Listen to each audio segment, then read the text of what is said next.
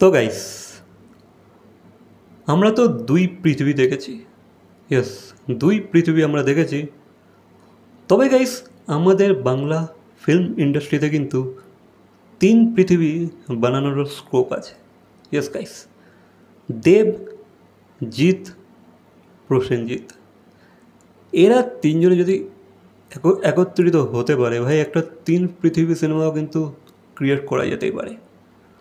আর সেই সিনেমা যদি ভাই ক্রিয়েট হয়ে যায় একবার, আর সেই সিনেমাকে যদি সেই গ্র্যান্ড স্কেলেতে বানানো হয়, সেই সিনেমার স্ক্রিপ্টে যদি দম থাকে, সেই সিনেমা যদি মাস কমার্শিয়াল অ্যাকশন সিনেমা হয়, হ্যাঁ অবভিয়াসলি একটা গল্প থাকবে, একটা ভালো স্টোরি থাকবে সেখানে। আর সেই সিনেমাটাকে যদি রাজ চক্রবর্তী ডিরেকশন দেয়, জাস্ট ইম্যাজিন। হ্যাঁ, আমি এটাও অ্যাড করব, সিনেমাটা অবশ্যই প্যান ইন্ডিয়া রিলিজ হওয়া চাই, যেহেতু একটা গ্র্যান্ড সিনেমা, যেহেতু একটা সিনেমাতে তিনটে স্টারকে আমরা একসাথে পাচ্ছি, দেব, জিৎ, প্রসেনজিৎ।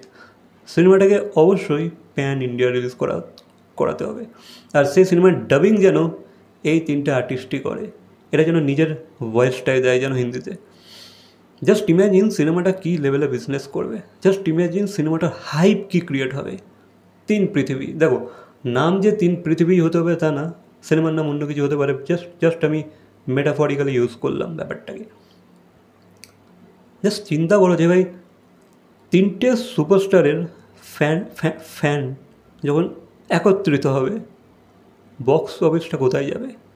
হ্যাঁ, সিনেমাটার বাজেট অবভিয়াসলি কমসে কম 7 থেকে 8 কোটি টাকা অবশ্যই রাখতে হবে, নাহলে ভাই সেই সিনেমাকে সেই গ্র্যান্ড স্কেলেতে শ্যুট করা বা সেরকম গ্র্যান্ডভাবে ভাবাটা হবে না, প্রবলেমেটিক ব্যাপার স্যাপার হয়ে যাবে। বাকি যদি হয়, জাস্ট ইম্যাজিন কী ঘটতে চলেছে।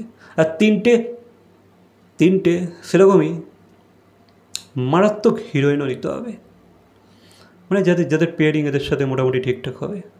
তো সেরকম হিরোইন আমাদের ইন্ডাস্ট্রিতে আছে।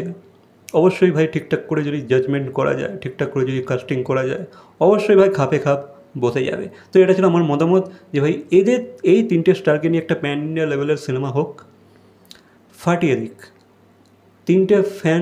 তিনজনের ফ্যান একত্রিত হোক, আর বক্স অফিস জাস্ট আগুন লাগিয়ে দিক। খুবই ছোটো রাখলাম ভিডিওটা নিয়ে অনেক ডিটেলে আলোচনা করা যেতে পারে, বাকি অন্য একটা ভিডিওতে আমি আলোচনা করব। এটা জাস্ট একটা হিন্ট ছিল, এটা জাস্ট একটা ট্রেলার ছিল, ট্রেলার নয় টিজার ছিল। এ নিয়ে আমি ডিটেলে পরবর্তী কোনো ভিডিওতে অবশ্যই কথা বলবো। তোমাদের যদি ইন্টারেস্ট থাকে অবশ্যই কমেন্ট করে জানিয়ে দেবে। বাকি হ্যাঁ, এ নিয়ে তোমাদের কী মতামত অবশ্যই কমেন্ট করবে। ভিডিওটা ভালো লাগলে লাইক, কমেন্ট, শেয়ার, সাবস্ক্রাইব। তো দেখা হচ্ছে পরবর্তী কোনো ভিডিওর সাথে। Till then, by.